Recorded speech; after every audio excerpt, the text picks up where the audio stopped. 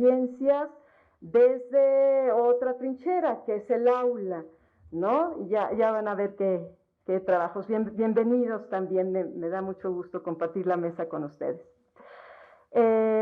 Por su parte, Talía Montes, que fue quien los recibió primero hace unos minutos antes de que empezara la transmisión.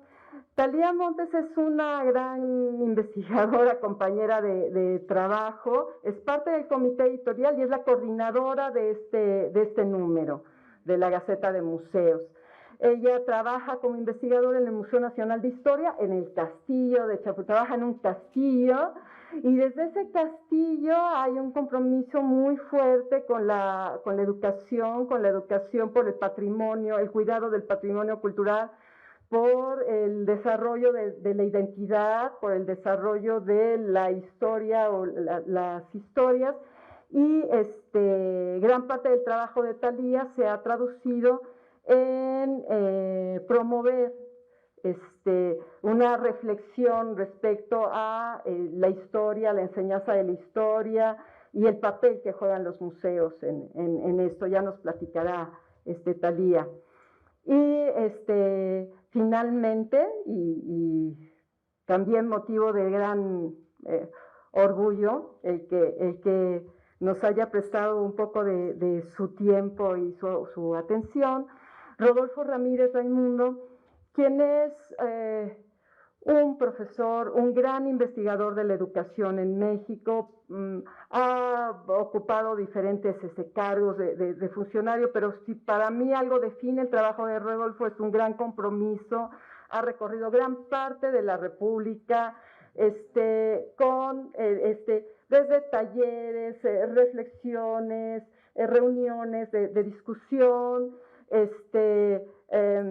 dirigiste una revista muy importante de educación, Cero en Conducta, Se portan tan mal que Cero en Conducta, una revista muy propositiva sobre educación. Bueno, pues sin más, les comento cuál va a ser la dinámica. Van a haber dos primeras rondas, ¿no? Con preguntas generales. Ya a cada quien le repartimos cómo van a estar los turnos. Cada participante va a tener 3 minutos para participar. Y las únicas preguntas diferentes son las que le voy a hacer a Talía, quien obligadamente pues sería la abocada a darnos el contexto del número de la revista que motiva este conversatorio. Y te preguntaría, Talía, ¿por qué dedicar un número a las maquetas y dioramas? ¿Y qué diferencia existe entre una maqueta y un diorama? Pues, si esto no es tan evidente. Hola a todos, muy buenas tardes. ¿Qué motivó el hacer un número dedicado a las maquetas y dioramas? De entrada, doy las gracias al comité editorial por acoger de manera muy amplia la propuesta de hacer un número dedicado a este tema. Podríamos decir que todos estamos muy cercanos desde muy temprana edad a las maquetas y a los dioramas. Nos tocó hacer alguna maqueta en la escuela y después tenemos muy claramente la maqueta de Templo Mayor cuando venimos con nuestros padres aquí al centro o al museo.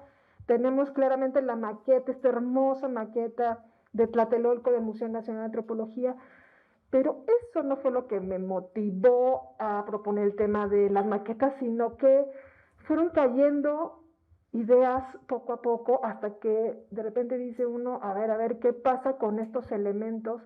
¿Qué pasa con las maquetas que son la reproducción en menor tamaño o en mayor tamaño de una pieza, de un edificio, de un contexto, y un diorama es aquella exposición teatralizada de algún contexto, un hecho histórico, igual puede ser un momento, un día o un tema en específico. es más teatralizada el diorama que las maquetas, y fue que al estar viendo de manera cotidiana el registro fotográfico que tiene el Instituto Nacional de Antropología e Historia, que es muy grande, de repente va uno viendo que hay fotografías, como algunas que las estamos pasando ahorita, de estas maquetas, y va uno viendo que están presentes en la sala desde manera muy temprana, desde los primeros museos, desde el Museo Nacional de Arqueología y Etnografía, que se inaugura en 1825, y vemos presentes estos objetos, y de repente vemos material de archivo y que habla de toda la investigación que se hizo para hacer una maqueta, para desarrollar un diorama. Entonces dice uno, a ver, para hacer una maqueta hay que conocer mucho sobre el tema, se necesitan especialistas para esto, y de repente encontrar más información, ahí están conociendo materiales nuevos para hacer que la maqueta dure más, que no se le pegue tanto el polvo por la estática, y de repente vemos y conocemos a compañeros de trabajo muy cercanos que son los que se encargan de conservarlas. Entonces de repente voltea uno y dice, hay que voltear a ver a estos objetos y toda la amplia posibilidad que nos dan de conocimiento al acercarnos a estos objetos. En mi caso, considero que el venir a un museo nos llena los sentidos, y uno tiene un andar en los museos. Cada museo tiene su ritmo, y las maquetas siempre nos hacen acercarnos a ellas físicamente, hasta encorvarnos para conocer aquellos recovecos que nos presentan las maquetas y los dioramas. ¿Quién no recuerda, bueno, depende de la edad, el llegar al Museo de Ciencias Naturales y prender y apagar los dioramas de la tundra y la estepa? Y era eso, acercarse y ver cómo se veían de noche y de día estos dioramas. Entonces, eso fue lo que motivó a hacer y dedicar un número de maquetas y dioramas. Toda la posibilidad que tienen estos objetos para el conocimiento, y cómo nos despiertan todos los sentidos del conocimiento, los ojos, el mismo cuerpo, y toda la información que tenemos al acercarnos a estos objetos. Conocimiento que se tiene que hacer atrás por grandes estudiosos del tema, y que también se hacen apoyar de un equipo muy grande de especialistas, museógrafos, diseñadores, y luego todo el equipo que los va a conservar. Entonces, eso fue lo que motivó el hacer un número dedicado a estos dos objetos. Las siguientes preguntas van a ser las mismas para todos, a ver en qué medida podemos comentar. ¿Cuál es la importancia que han tenido las maquetas en su vida profesional? ¿Por qué funcionan como material didáctico? ¿Qué aportan a diferencia de otros materiales? ¿Y qué representa su elaboración para los alumnos, en el caso de los que son maestras? Patti, por favor.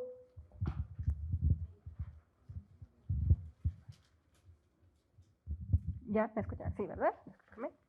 Muchas gracias, Gloria, por la invitación. Y bueno, pues en el caso de Templo Mayor la historia es muy interesante porque la maqueta existió antes que la zona arqueológica. Entonces, imagínense cómo se avientan una maqueta de algo que no sabíamos en la realidad cómo era. Sí teníamos la evidencia histórica, las crónicas en particular de los europeos, que decían cómo la habían encontrado, cómo era la pirámide. Pero hasta 1978 no habíamos tenido más que una esquinita, y muchos arqueólogos dudaban que fuera la pirámide principal de los mexicas, el Templo Mayor. En la zona en la que nos encontramos sabíamos que había muchos templos religiosos, esto era como un corazón de la ciudad, era el corazón religioso de la ciudad, había muchos templos, no nada más había uno. El principal era el famoso Templo Mayor, que tenía, según las crónicas, 2 capillas en lo alto, pero de lo cual pues Hernán Cortés y la invasión colonial se encargaron de destruirla hasta lo que ellos pensaron que eran sus cimientos. ¿Por qué? pues porque sabían que iba a ser muy difícil tener bajo control religioso en particular al mundo mesoamericano si dejaban restos de los templos, porque eran los santuarios, los lugares religiosos. Incluso muchos pensaban, como casi todos ocurrió en otros lugares, que el Templo Mayor estaba abajo de catedral. En 1900 empezaron a hacer unas obras por aquí y muchos arqueólogos más bien estaban más cerca de catedral que por acá. Y Manuel Gamio, que era un arqueólogo muy inteligente, se encarga de hacer una exploración en un predio que se había demolido porque iban a hacer un cine, imagínense, y encuentra la esquinita del templo. Y él dice, no, este es el Templo Mayor. Muchos arqueólogos dijeron, no, pues puede ser otro templo, no hay mucha evidencia, pero pues lo dejamos. Le costó mucho trabajo a Manuel Gamio conseguirse los permisos, que el gobierno comprara ese terreno, y deciden ahí dejar esta esquinita y un cuartito para el vigilante precisamente. Años después, ese lugar lo ocupa Carmen Carrillo de Antúnez, que era una escultora muy importante, muy talentosa, y ella hace unas representaciones de unas personas ataviadas con ropa tradicional indígena durante las fiestas. Y esas creaciones de ella las pone precisamente en el que va a ser el Museo Etnográfico, que empezó como por ahí de los 40 hasta 1978. Por ahí de los 50, Ignacio Marquina, que era un arqueólogo y arquitecto, hace un estudio muy importante de la arquitectura prehispánica. De hecho, es un libro que es básico para nosotros como arqueólogos. Y una de las grandes preguntas era cómo podría ser el Templo Mayor. Ya para esos tiempos ya estaba descubierto Tlatelolco, por ejemplo. Si no han ido a Tlatelolco, los invito a que vayan.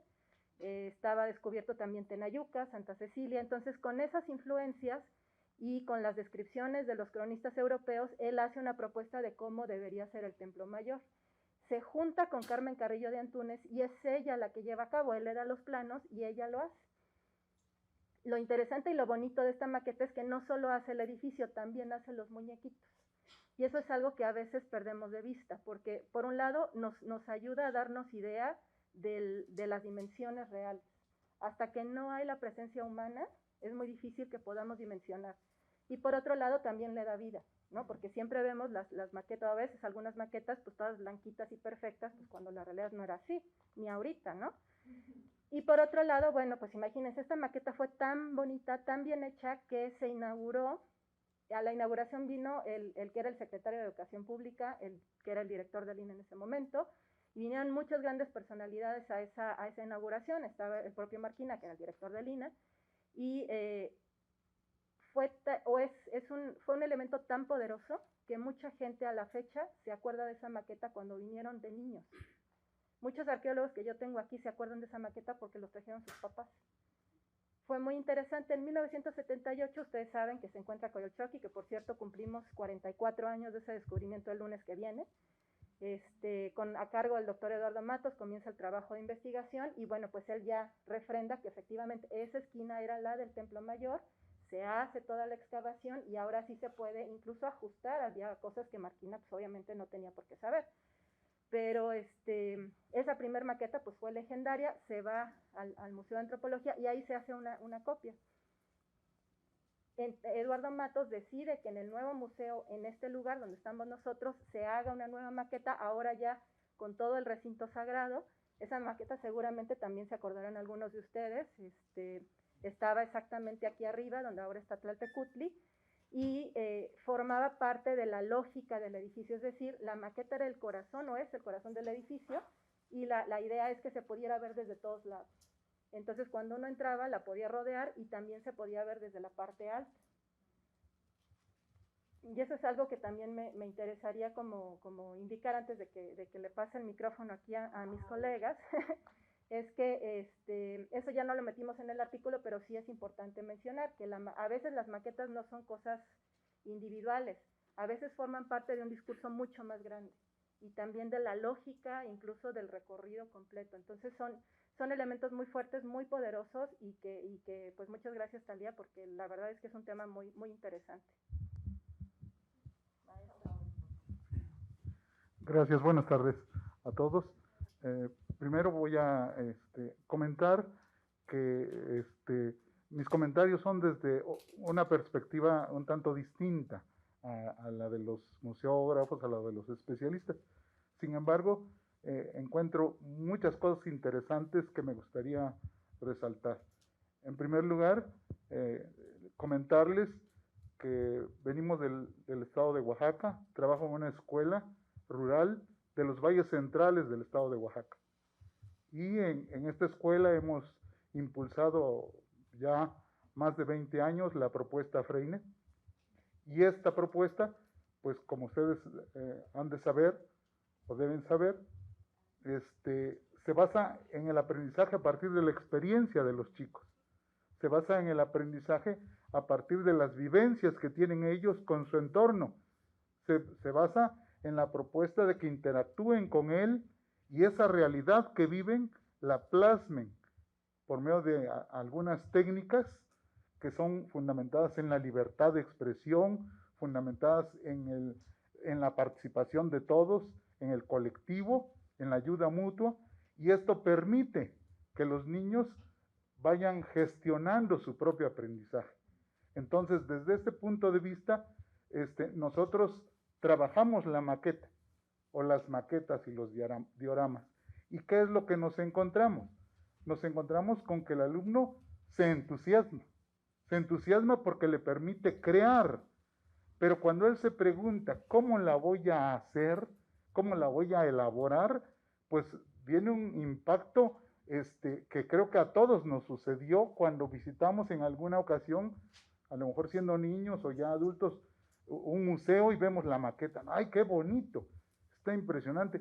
Pero la primera pregunta que se hace una vez es, bueno, ¿cómo le hicieron para hacerlo? Y es lo primero que se hace el niño. Entonces, cuando el niño se hace esa pregunta, se vuelve una herramienta cognitiva la maqueta. No solo porque la ve y se entusiasma, sino porque la tiene que hacer o la quiere hacer. Y entonces es un detonante para su creatividad, para su imaginación y sobre todo para devolverle a la enseñanza de la historia algo que se ha perdido. Y creo que a partir desde la escuela básica, que es la investigación.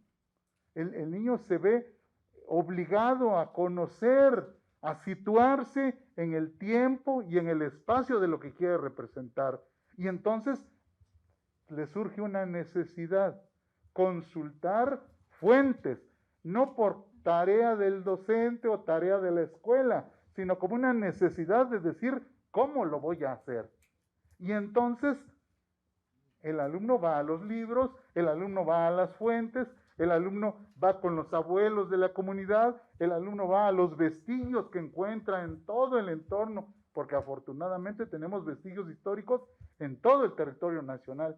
Y entonces esos elementos le permiten aprender historia desde otra perspectiva, gracias a esta herramienta cognitiva, yo la llamaría así, que es la maqueta, o que es el diorama, o que es el modelo, porque bueno, los especialistas saben de esto y nos pueden, a lo mejor ahorita nos comentan las diferencias entre estas herramientas y que nosotros como docentes hemos aprovechado a partir de la propuesta Freinet para enseñar de manera distinta la historia. Y bueno, creo que vamos a tener otros momentos. Buenas tardes a todos, un gusto compartir en estos momentos. Y continuando con lo que nos dice Amaury, yo creo que la importancia más relevante dentro del trabajo, dentro del aula, es precisamente ese reto que tenemos porque los pequeños logren el objetivo de poder representar una realidad no cercana.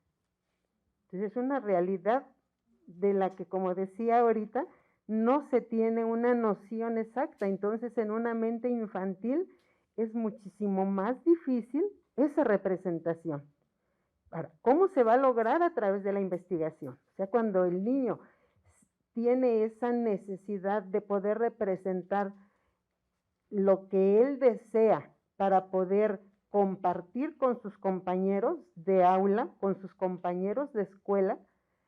Él tiene esa necesidad de una investigación exhaustiva, va buscando detalles, o sea, se sorprende uno cómo va observando a través de cada material que observa, una revista, un video, un libro, va tomando detalles y quiere imitarlos.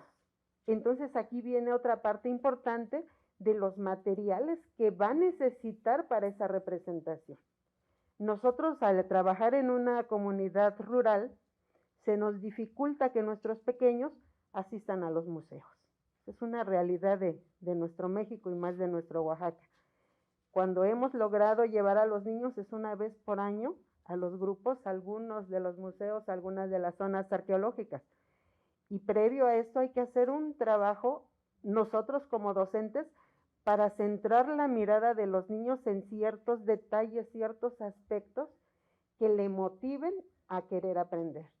Sobre todo porque les digo, estamos trabajando con una realidad no presente, sino con una realidad lejana. Y también aquí yo creo que es importantísimo en este trabajo áulico el manejo del vocabulario que se va a estar utilizando, ¿sí? Porque vamos a estar hablando de temas como época, como etapa, como periodo, que para nosotros pueden ser claros, pero en la mente del niño es demasiado abstracto, excede su vida, exacto. Entonces, a través del trabajo, del diálogo, de la plática, tenemos que llegar a que el niño se apropie de ese vocabulario, se apropie de ese interés, de todos esos elementos que le puedan ayudar a través de la maqueta, construir lo que quiere compartir. Y dentro de esa compartencia vienen los saberes que va adquiriendo en cada uno de los detalles y los aspectos que va desarrollando. Rodolfo le había pagado, pero ya está. Bueno, en primer lugar, pues muchas gracias por invitarme a la fiesta de presentación de esta revista. Se las recomiendo mucho, ya la leí completa, está disponible en línea y uno aprende cuando lee los artículos, porque somos, pues, en general consumidores, ¿no? Y los profesores utilizamos lo que hay en los museos, no tanto como se debería. Yo creo que tenemos todavía allí un déficit importante, digamos, para superar la enseñanza verbalista, la enseñanza no significativa, sin sentido, centrada en nombres, en lugares, en batallas, que se ha criticado desde hace muchísimo tiempo, desde antes incluso de que naciera la Secretaría de Educación. Carlos Acarrillo, el gran maestro veracruzano, decía: ¿por qué concentramos la historia en nombres, héroes y batallas? Un artículo del siglo XIX. Y él decía, tenemos que hacer una historia más cercana a los niños, que desarrolle su imaginación y su pensamiento histórico. Entonces yo creo que este tema, al parecer modesto, de los dioramas, cuando uno lee la revista, pues se encuentra lo que hay atrás, ¿no? Ciencia, investigación histórica, arte, una combinación de varios elementos. Lo que dicen Damauri y nuestra compañera Perú, María Elena, yo creo que emociona también porque, o sea, es verdad que con esos recursos, al parecer modestos, podemos hacer una movilización en el pensamiento. Y yo creo que esto es clave, me gustó muchísimo lo que ustedes comentan. Y los dioramas y las maquetas son un complemento, yo creo, indispensable y aún vigente en los museos. Recuerdo que venía aquí a unas calles, al Museo Nacional de las Culturas, y cómo mis alumnos de quinto, porque correspondía con el programa Historia Universal, se quedaban maravillados, sorprendidos, detenidos allí frente al diorama que retrataba, escenificaba un día la vida cotidiana en la época, en la prehistoria, ¿no? En algún momento de la prehistoria. Y entonces, también como consumidores, eso abre la posibilidad de interpretar, de analizar qué hay, qué hacen, por qué están haciendo, etc. Y yo creo, Gloria siempre recomienda, y muchos, cuando vayas a un museo no lo recorras todo con tus estudiantes. Hay que concentrarnos en una parte. Puedes trabajar incluso sobre un solo objeto para que tenga más posibilidades esa imaginación. Porque yo creo que cuando hablamos de estos recursos no deberíamos perder la finalidad. Estamos hablando de formar pues mentes pensantes, pero en este caso de formar ciudadanos con un pensamiento histórico. Si no solo es cuestión de identidad nacional, es también cuestión de ubicación en el mundo. Y esos recursos parecieran modestos, pero nos ayudan a forjar este pensar históricamente, como lo dijo alguna vez, lo escribió Pierre Vilar, que esa es la idea, decir que no superar el presentismo para decir somos producto de esta historia y contribuimos a construir esta historia. Bien, muchas gracias. Tal como esperaba, en este conversatorio han salido a relucir las palabrotas, pero palabrotas en el sentido profundo del término. Se ha hablado de investigar, interpretar, crear, comunicar, desarrollar la imaginación, el poder reproducir, entender, aprender procesos, que no es cosa sencilla, el desarrollo del pensamiento histórico. Entonces, las maquetas en el aula se crean, son una recreación, se da presencia a algo que no existía, y luego está este ejercicio, ¿no?, de comunicarlo, de presentarlo a los demás. Antes de iniciar la siguiente ronda, me gustaría decir que las imágenes que estamos viendo en este momento y que van a dejar de ver en breves minutos, muchas son parte del material gráfico de la propia revista, misma que pueden encontrar ustedes en su buscador de internet, en revistas, INA.gov, y ahí inmediatamente van a estar en la mediateca del INA y pueden consultarla vía electrónica. Voy a retirar estas imágenes porque voy a poner otra presentación que muestra el trabajo de María Elena y Amaury, de los alumnos de María Elena y Amaury en la escuela. Y abro la segunda ronda. Hace un momento terminó Rodolfo, pues ahora va a empezar Rodolfo, con las siguientes preguntas generales. ¿Qué reacciones provocan las maquetas en los diversos públicos que las observan? ¿Cuál es el significado para los alumnos al ver las maquetas realizadas por otros compañeros? Y si tú tienes ya nos compartiste alguna experiencia, si tienes alguna otra concreta del uso de maquetas, ya sea en el ámbito museístico o el escolar. Vas de nuevo, Rodolfo. Bueno, muchas gracias. Yo creo que tanto María Elena como Amaury nos dieron una perspectiva bastante sólida, creativa, de cómo ese recurso puede ser utilizado.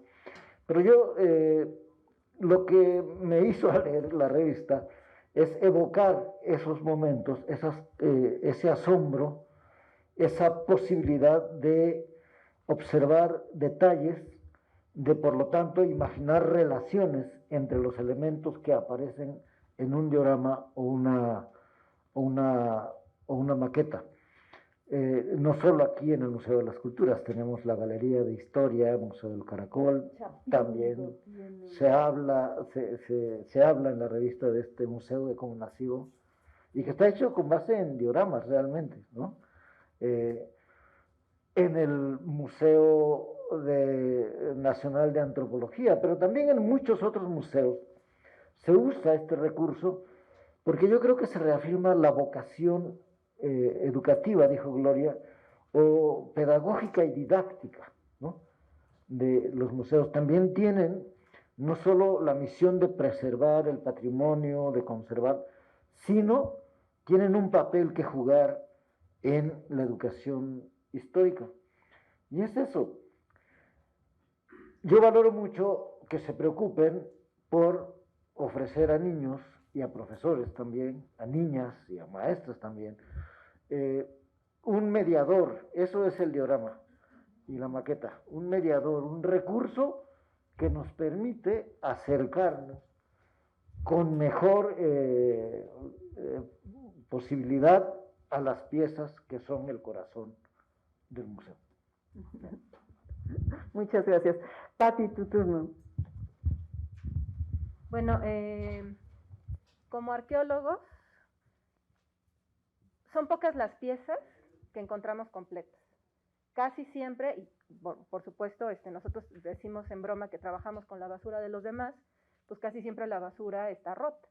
Y eso va desde las piezas arqueológicas hasta ya los grandes edificios. Entonces, el gran reto de los arqueólogos a la hora de habilitar una zona arqueológica es cómo le vamos a hacer para que la gente logre ver lo que nosotros después de 5 años de estudio desarrollamos, que es el ojo. Entonces yo tengo una compañera que afortunadamente trabaja aquí con nosotros, Judith, que ve una pieza así y ya sabe que formaba parte de un cántaro de este tamaño, que era de Michoacán y que lo usaban para incensar cosas.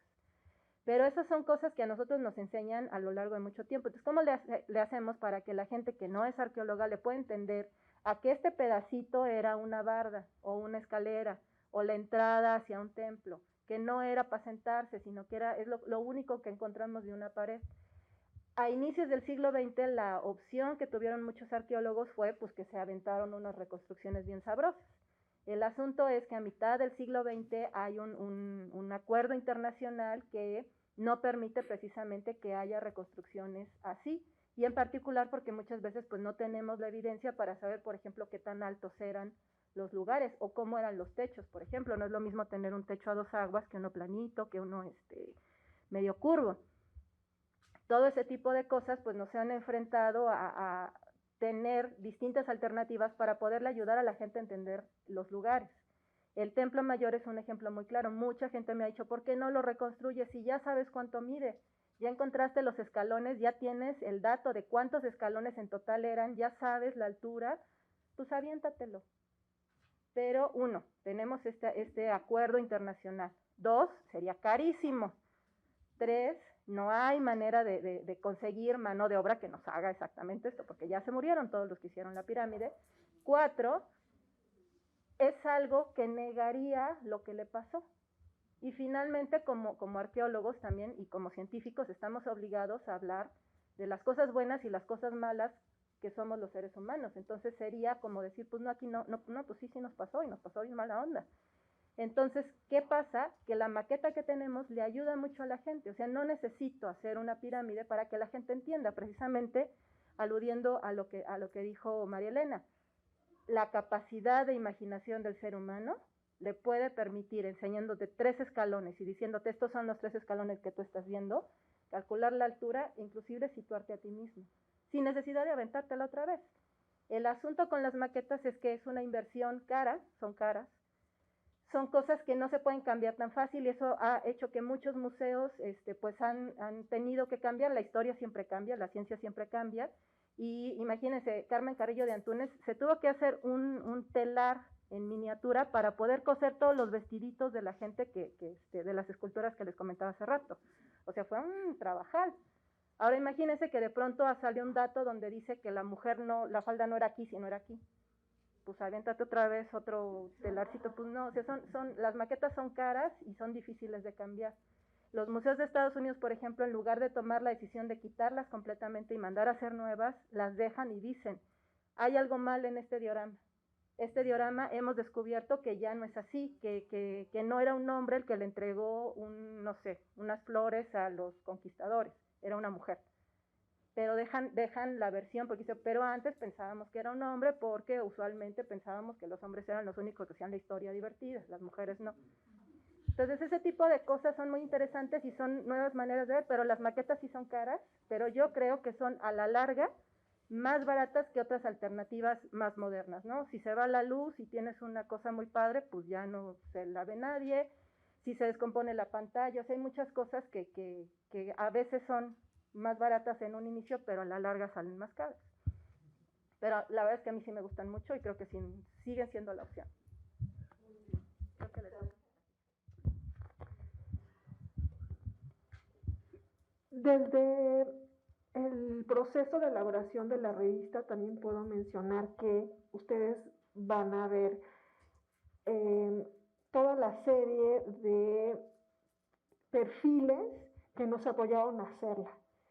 En primer lugar, los museos nos apoyaron muchísimo, los directores estuvieron, nos dieron las puertas, abrieron las puertas para hacer este ejercicio y participaron restauradores, arqueólogos, investigadores, museógrafos. Entonces, a través de la elaboración de una maqueta y un diorama hay gente de diferentes perfiles que están participando para su elaboración, los materiales.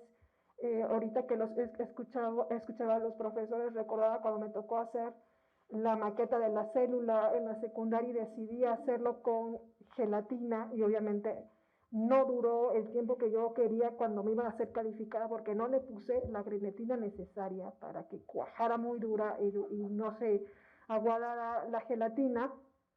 Pues, entonces es conocer los materiales, que dependiendo del tipo de diorama que queremos y el tipo de maqueta que queremos, hay que saber de materiales.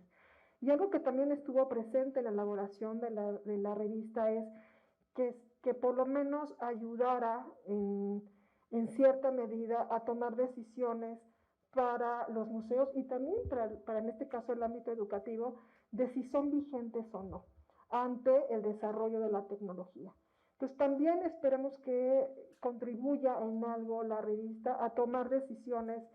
En sí se actualizan las maquetas, esto sí lo estuvimos viendo en la Museo Nacional de Antropología, como algunas maquetas han tenido la posibilidad de ser actualizadas y rescatadas, maquetas que se elaboraron para cuando el museo fue inaugurado en 1960, están siendo restauradas, entonces también implica también esa otra especialidad, quienes entran a restaurar las maquetas, entonces los restauradores empiezan a analizar con qué materiales fueron hechos, qué pintura, y entonces, bueno, qué pautas van a tomar y qué decisiones para la intervención de estas piezas.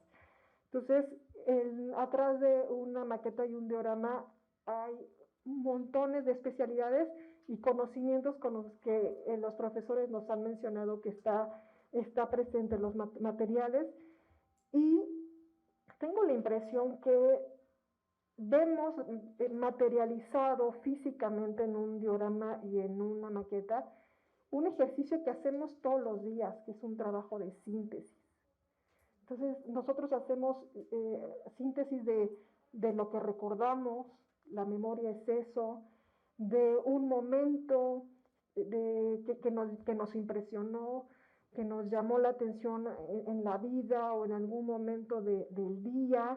Entonces, todo el tiempo estamos haciendo ese ejercicio de síntesis y las maquetas y los dioramas forman parte de ese ejercicio que todo el tiempo estamos haciendo. Estaba pensando al hojear la revista que también los museos tienen esa suerte de ser una maqueta y un diorama en sí mismos, en ese ejercicio de síntesis de que nos quieren mostrar todo el conocimiento en un espacio. Entonces, en sí mismo, para mí, igual los museos son una gran maquetota en la que podemos sumergirnos y estar y andar por ella. Entonces, forma parte de este ejercicio constante, que lo hacemos todo el tiempo y que lo hacemos tan seguido que esto es lo cotidiano.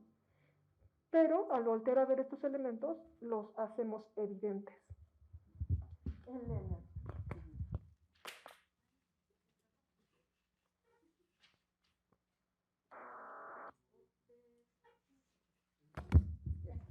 Sí.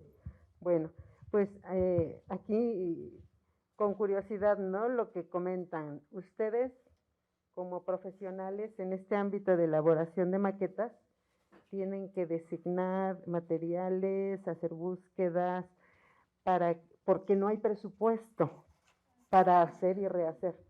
En nuestro caso, fabulosamente, nuestros chicos sí pueden hacer y deshacer y probar, porque pues los materiales son los que hay en la región, en la casa. Entonces, esto les permite a ellos reflexionar sobre esa construcción minuciosa que van decidiendo hacer. Les permite esa parte creadora, les permite esa parte provocadora de ideas, esa parte en donde ponen en juego ese conocimiento para de alguna manera lograr el objetivo de esa representación. Entonces la maqueta se vuelve un elemento de acción, de actividad, de una constante que le va a permitir poder ir mostrando ese conocimiento plasmado en esos rasgos, en ese modelaje, en esa construcción que va haciendo.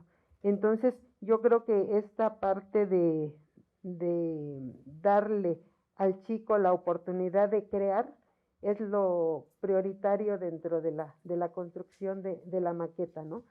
Y sobre todo cuando trabajan los dioramas, porque no solamente es el monumento, no solamente es la estela, no solamente es la representación de la cabeza olmeca, sino cuando va el fondo, que lo va a situar en un espacio, cuando va a trabajar ese momento histórico, y el niño se apropia de ese conocimiento, creo que es lo más significativo para nosotros como docentes en ese momento, ¿sí? Entonces, el hecho de ir construyendo, poniendo papelito, poniendo la marca en el yeso, la marca en el barro, ir como amarrando esas miniaturas para que no se les deshagan, ¿no? Porque no tienen más que el recurso que está a la mano. Entonces, es una experiencia de aprendizaje muy profunda para ellos y muy significativa, que comentábamos ahorita, los marca en acciones futuras. ¿Sí? Así es. Sí. Sí, me gustaría comentar precisamente, para nosotros hacer una maqueta con los niños o que ellos hagan sus maquetas es una experiencia viva, real de aprendizaje, porque se ponen en el papel, en el lugar en estas imágenes que vemos a los chicos haciendo las casas, pues llegan a entender muchas cosas, ¿no? Lo que implica medir, lo que implica calcular, lo que implica estructurar para que esto se mantenga en pie. O sea, los mete en una dinámica real de aprendizaje. Y bueno, me gustaría abundar un poco más en la experiencia de nosotros con las maquetas. En la escuela hacemos lo que los propios chicos le han llamado conferencias grupales. ¿Qué es esto? Que cada grupo en asamblea de grupo decide qué tema quiere exponer a sus compañeros. Y estas conferencias se dan a toda la escuela. Y entonces, cuando ellos eligen un tema, como por ejemplo vemos aquí la historia de las casas o la evolución de las casas, empiezan a hacer maquetas desde, ahora sí, las cuevas, con sus elementos que tenía, hasta casas, pasando por todos los siglos, hasta llegar a las casas modernas, a las casas orgánicas y todo esto, y aprenden mucho más allá que a veces nos marca el currículo.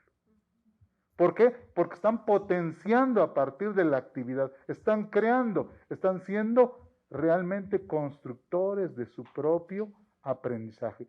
Y aquí se me viene a la mente inmediatamente uno de los principios de la pedagogía Freinet, el hacerlos autoconstructores, hacerlos autónomos, hacerlos libres, y por ahí, aunque parezca a veces muy trillada esta palabrita, emanciparlos. Y digo, no por meternos en la cuestión política, pero de alguna manera queremos niños críticos, queremos niños, una sociedad diferente, la tenemos que transformar. Y este es un buen espacio, la escuela. No es el único, por supuesto, pero es un buen espacio para hacerlo. Y las maquetas, y no solo ellos, sino otros materiales, nos permiten hacerlo. Pero tenemos que cambiar las maneras de enseñar. Y vuelvo a lo que decía yo en mi intervención pasada. Hay que restituirle a la historia lo que le corresponde. La historia ha sido memorista, ha sido repetida, ha sido del cuestionario y las preguntas. Tenemos que transformarla. Y creo que en esta muestra que vemos, los niños la están transformando. Esta es otra conferencia de la historia, la titularon El sueño de volar. Y empezaron a representar desde los primeros intentos del hombre de volar hasta llegar a los hermanos Wright y pasar por la evolución de los aviones hasta los aviones más modernos. Y los niños hicieron sus maquetas. Y lo más padre del asunto, que no solo es mostrarla y maestro quiero un 10, quiero pasar de grado. No, una necesidad de compartir lo que están aprendiendo y ver a estos niños exponer ante sus compañeros y explicarles a detalle las características de los modelos de cada uno de los aviones, nos fascina. ¿Por qué? Porque los niños, ojo, nunca se han subido a un avión y pudieron compartir más conocimiento que muchos de los que los propios profes a veces tenemos, ¿no? Y esto es potenciarlos. Por eso decía yo, esta es una herramienta cognitiva que de alguna manera podemos explotar. Y digo, las limitantes muchas veces las ponemos los docentes, ¿no? Y esto es una invitación a los docentes a ver que sí se puede hacer mucho con esto. Y los niños, como decía María Elena, son una esponjita, absorben, y van aprendiendo y nos demuestran cómo pueden construir su aprendizaje. Y bueno, esta es nuestra experiencia. Ahora, me parece que esto no se puede quedar ahí. Por eso nos atrevemos a venir a estos foros con esta invitación que amablemente nos hicieron a mostrar esta experiencia. Muchas gracias, Amaury. Las imágenes son bastante elocuentes y no solo los que estamos aquí cerca de la pantalla queremos hablar. Estamos muy contentos de que nos acompañen miembros del Movimiento Mexicano por la Escuela Moderna. Y después de esta ronda es el espacio que abrimos para ver si tienen comentarios o preguntas. Algunas tal vez las podamos contestar, otras tal vez no, pero todo enriquece. No sé si alguien quiera participar. No lo puedo creer porque son el movimiento. A ver, ahí hay una participación.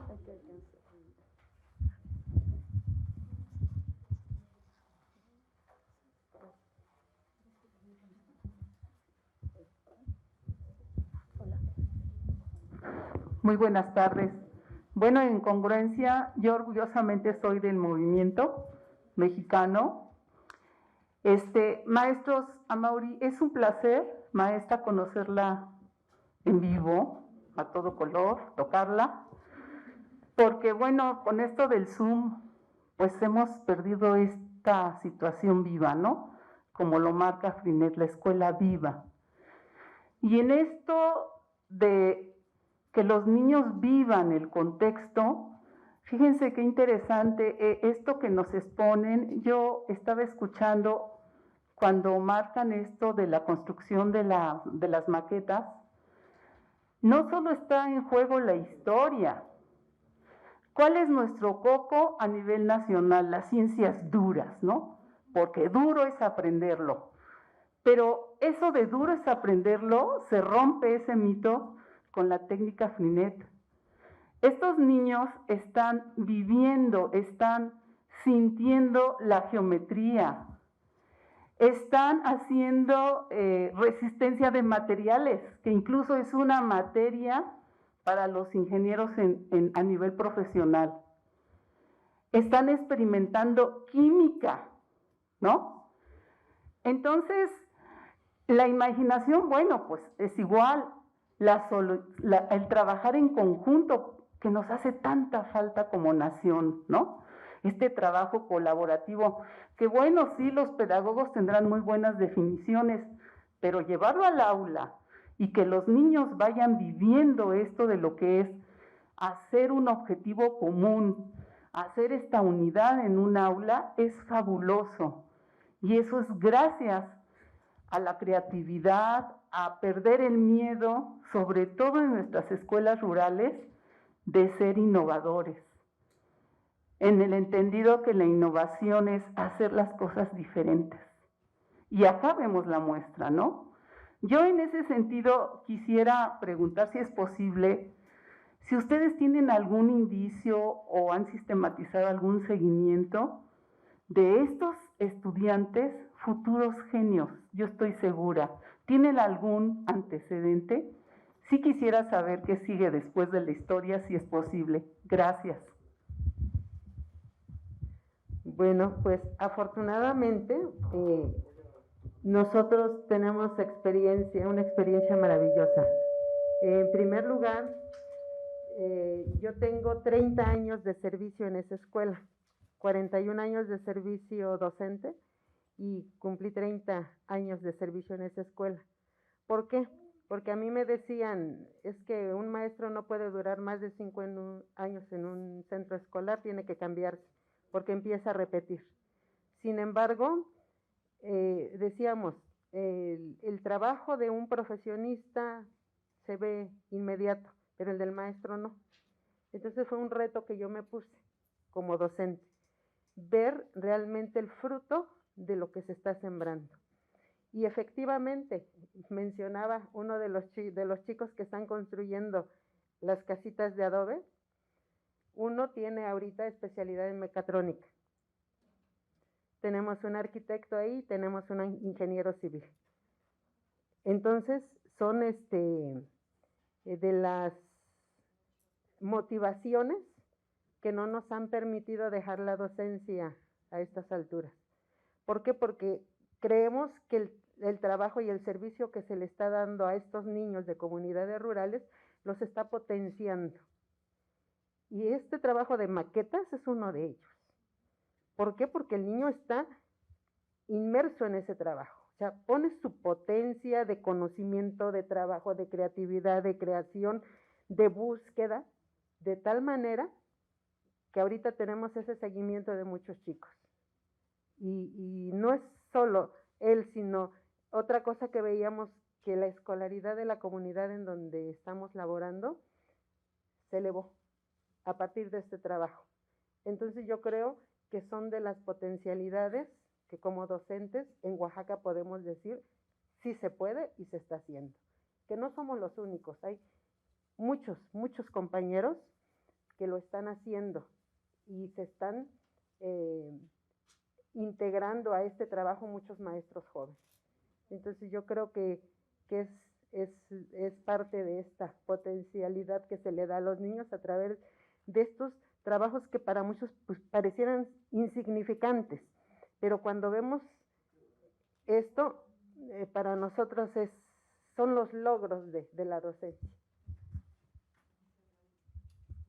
¿Alguien más? Miren, por allá. Si te llega el micrófono,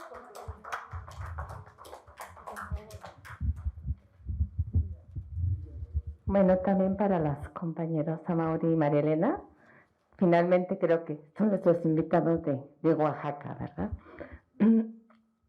Yo quisiera que nos comentaran cuál ha sido el proceso previo a realizar un diorama, a hacer una maqueta, porque conocemos la historia, conocemos parte de su proceso.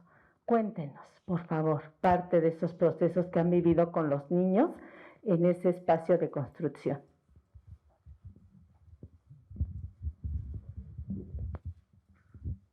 Bueno, cabe decir que, como decía María Elena, ver el fruto de este trabajo no se lleva un año. Y es lo que hemos compartido siempre con los maestros jóvenes. Nosotros conocimos a Freinet, o mejor dicho, la pedagogía Freinet, aproximadamente en el 93. Tuvimos la oportunidad de conocer a los compañeros fundadores del Movimiento Mexicano para la Escuela Moderna, y en esa compartencia con ellos fuimos aprendiendo y haciendo nuestra experiencia propia. Fue difícil al principio porque hay que ir en contra de muchas formas establecidas. Freinet la llama escolástica, y la escuela está llena de escolástica, está muy acartonada, todo está cuadrado. Entonces tenemos primero armarnos de valor e irlo venciendo. No es a golpes, no es a marchas, es con trabajo. Lo que nos fue abriendo el espacio fue el propio trabajo de los chicos. Cuando las propias autoridades nos pusieron así el ojo y dijeron, a ver, ¿qué están haciendo esas cosas raras por ahí? Lo que nos libró y nos salvó y nos sacó adelante fueron los niños. ¿Cómo? Mostrando lo que estaban aprendiendo. Y entonces ahora sí las autoridades, los supervisores, fueron a ver el trabajo y quedaron maravillados cuando vieron las conferencias de los niños, cuando vieron en los diarios de los niños, cuando vieron los resultados de los niños, y se generó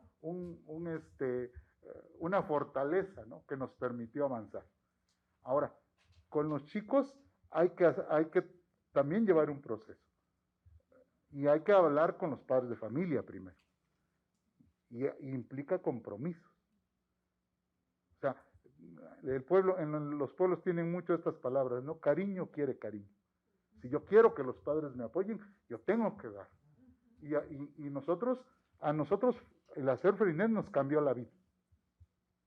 ¿Por qué nos cambió la vida? Porque empezamos a hacer como hormiguitas, ¿no? Todo para la escuela, todo para los niños, todo con ellos. Y ahí están los frutos. Se empezó a generar un impacto alrededor de la comunidad. Tanto que un día nos llegó el personal de la secundaria de la cabecera municipal, que es Ocotlán de Morelos, a visitar. Bueno, queremos hablar con los maestros. Adelante, ¿no?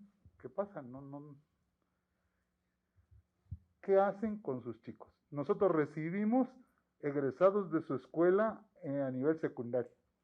Y recibimos, en la cabecera municipal, recibimos como de 15 localidades alrededor. Pero hay algo raro.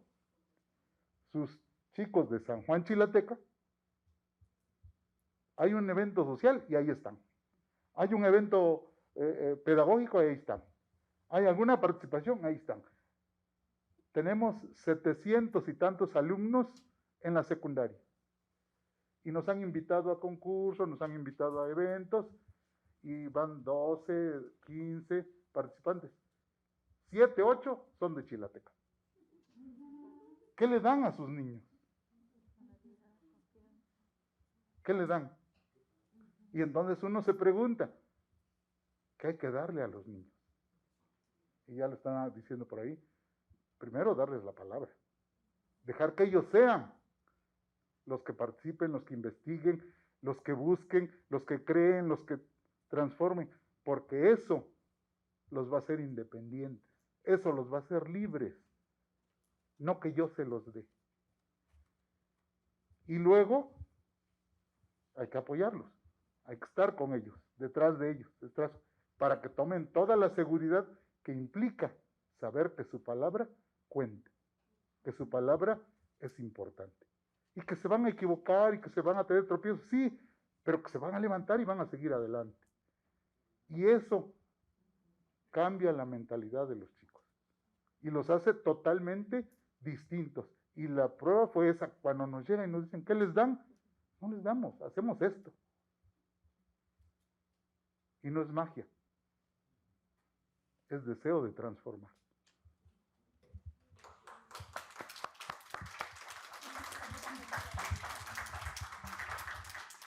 Déjame decirlo. Tengo aquí una pregunta que nos mandan de YouTube. Supongo que es para ustedes, y este teléfono me está traicionando, me está pidiendo mi contraseña. De nuevo, perdón. Ok. Y es de Michelle Nájera Hernández, y dice: ¿en cuánto tiempo podría realizar y finalizar cada proyecto y qué impacto tiene ese proceso? Yo no sé si es nuevamente una dirigida a ustedes, pero empezaremos con ustedes. Ya sé. Bien, en lo que se refiere a las conferencias grupales, en asamblea escolar, los alumnos propusieron ya hace muchos años dedicarle un día a actividades generales. Y ese día son los días miércoles. El día miércoles se hacen actividades generales en la escuela. ¿Y qué es lo que hacen? Talleres de lectura. El siguiente miércoles la actividad general es taller de matemáticas. El siguiente miércoles la actividad general es taller de ciencia. El siguiente miércoles hay una conferencia grupal de alguno de los grupos de la escuela. Son 6 grupos. A alguno de los grupos le corresponde. Y el siguiente miércoles hay asamblea general. Y entonces terminamos los miércoles y volvemos a empezar. Ahora, ¿quiénes participan en esas actividades? Todos los chicos, indistintamente, sean de primero, sean de sexto. Trabaja el niño de primero con el de tercero, con el de cuarto, con el de sexto. ¿Quién organiza, quién dirige los talleres? Los propios docentes. Vamos participando, nos reunimos y vamos organizando. Bueno, nos toca este taller, quién lo da, quién lo coordina, y todos aportamos ideas y vamos generando un nuevo taller. Y esto ha hecho que la escuela cambie totalmente la atmósfera. No hay, este es mi grupo, sino los niños se conocen todos con todos y se llevan y participan, y no es la única actividad.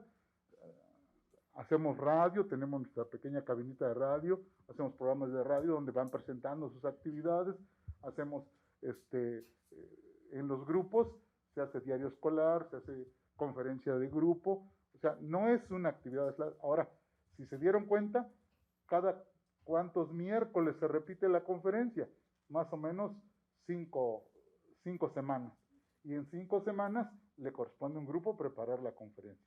En las otras 5 le corresponde al otro grupo, de tal suerte que nos tocan así más o menos como 2 conferencias de grupo al año.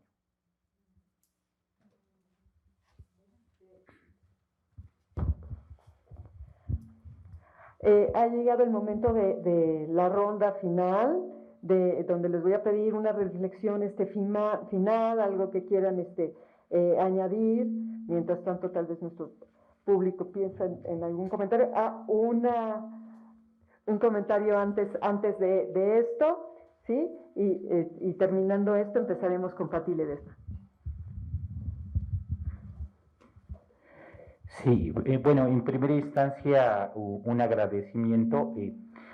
Hemos estado en un evento en donde hemos vivenciado esta oportunidad de lo que pomposamente le llaman interdisciplinariedad, es decir, la confluencia de diferentes disciplinas desde el ámbito de la arqueología, de la antropología, de la historia, de la pedagogía. Y es que a veces es muy sencillo decirlo, pero ya verlo de forma concreta resulta complejo. Yo destacaría 2 elementos de lo que hemos escuchado.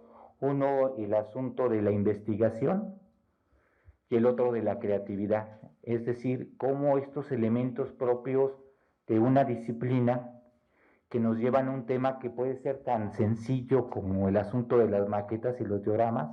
O sea, cuando decimos maquetas y dioramas, pensamos en algo muy simple, pero cuando vemos y escuchamos, y bueno, ahora que tengan la oportunidad de leer la caseta, es muy interesante todo este trabajo que está detrás de algo que parece tan simple, y que cuando formulaban los compañeros María Elena y Aumauri, esta idea de los propios niños cuando se preguntan, bueno, ¿y esto cómo se realizó?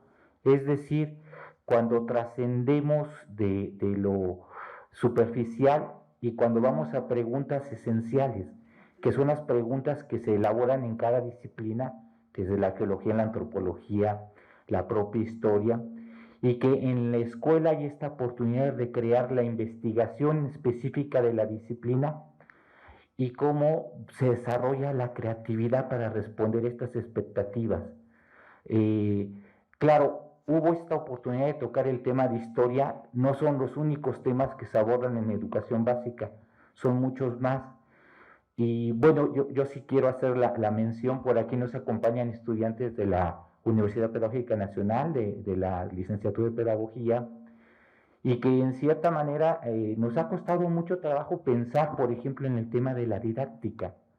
Es decir, vemos la didáctica en los textos y pues está bien, pero ya cuando tenemos esta oportunidad de establecer estos diálogos con otras disciplinas y ver que esto que parece tan simple tiene detrás de sí pues estos elementos tan importantes, vuelvo a reiterar, de la creatividad, la investigación y la imaginación, pues uno va comprendiendo que es mucho más complejo y que vale la pena que tengamos esta oportunidad de salir del espacio de las cuatro aulas, del espacio de las cuatro paredes, perdón, dije aulas, de las cuatro paredes, del espacio de las cuatro paredes, e ir en búsqueda precisamente de estos elementos que nos permitan reflexionar más allá.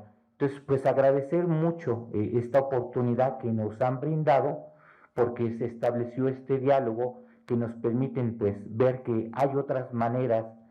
Solamente este es el caso de las ciencias sociales, pero bueno, tenemos muchos otros campos y de la misma manera creo que podemos rescatar esta posibilidad que hoy estamos vivenciando. Muchas gracias.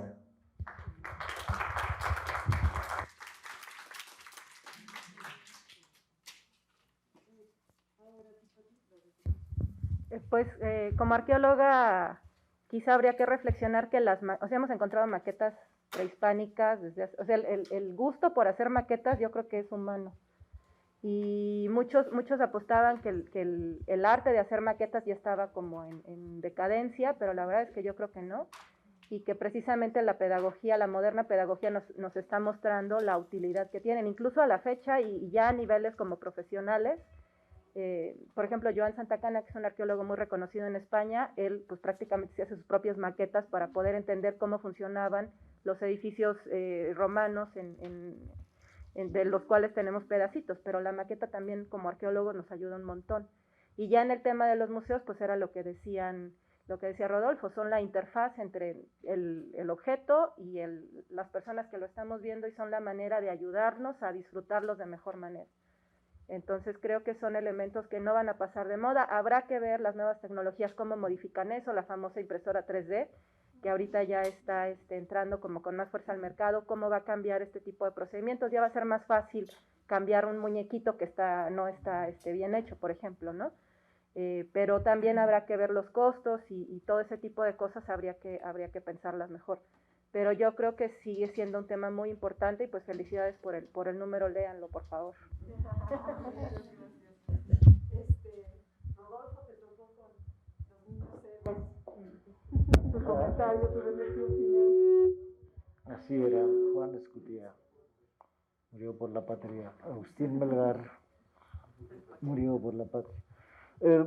No, yo creo que estamos en un momento crítico todavía, muy fuerte en el sistema educativo. Tenemos que ver cómo recuperamos. En gran parte del país hemos perdido, yo creo, bastante. Me preocupa más, todavía parece una bulia generalizada, diciendo, si no van a la escuela no pasa mucho. Eso está sucediendo, incluso en la ciudad, ¿no? Y yo creo que tener estas conversaciones alimentan, permiten fundar nuestro optimismo de que vamos a superar esta situación. Yo creo que maestros como María Elena y como Amaury pues nos dan un ejemplo. Muchas gracias por esta Yo creo que ya se dijeron las cosas más importantes y yo solamente pues les agradezco a ustedes por estar aquí, a ustedes por invitarnos y hacer la revista y hacer posible este diálogo. Gracias. Elena, ¿algo que quieras añadir? Bueno, yo creo que quedaría en invitación a todos los maestros jóvenes a que se atrevan, ¿no? Por nuestros niños, no por nosotros, por nuestros pequeños, porque mientras más puertas abramos hacia ellos, más independencia tendrán, más confianza en ellos y de alguna manera los potenciamos. Es una palabra que me gusta, ¿no? En los chicos. Saber que con ese granito de arena que nosotros ponemos en la conducción, en marcar partecitas de sus vidas con estas acciones, podemos lograr que ellos hagan maravillas y que superen las expectativas que tienen, y que el niño de la escuela rural, el niño de las grandes ciudades, tiene las mismas posibilidades. Entonces yo creo que sería esa la invitación a todos los maestros en la antigüedad, maestros jóvenes, maestros del campo, de la ciudad, que se atrevan no por nosotros, sino por los niños, ¿sí? Que hay que favorecer sus aprendizajes para que, como dice, no sean realmente significativos para su vida y sean motor para generar cambio en nuestra sociedad. Bien, a mí me gustaría decir que la representación de la realidad siempre es fascinante y darnos cuenta que hay muchas realidades también lo es, y no ver solo el lado trágico, sino las posibilidades que realmente poseemos. Y creo que esto es una muestra cómo a veces con tan poco se puede hacer mucho. Y la posibilidad abierta para todos los docentes a que se atrevan. Como dijo María Elena, eso ha sido un comentario que siempre hemos hecho. Nos gusta ver a los maestros jóvenes atreviéndose. Gracias.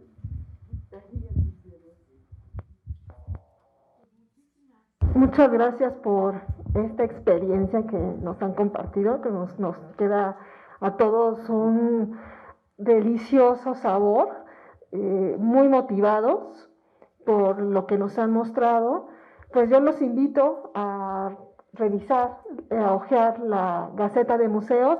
Enhorabuena por todo el trabajo que han estado haciendo, y pues bueno, también ayuda aporta a contextualizar más la potencialización, la potencia que tienen estos elementos, tanto en las aulas como en los museos, y pues invitarlos a todos a revisar la revista y a seguir recorriendo los museos cuando se puede.